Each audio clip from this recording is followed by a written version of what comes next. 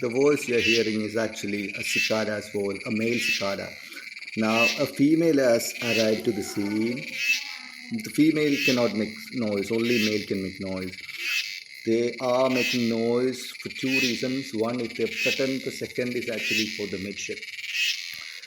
Now, listen to the voice. Every single time, it's going to be the higher frequencies. This is absolutely a peace to listen. Now look at the intensity in that voice that is going to higher frequencies. I think they have seen each other. They have seen each other, I guess. Oh my god. They are so near, I guess.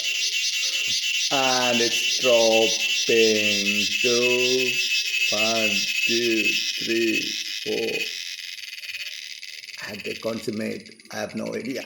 But I can listen to this whole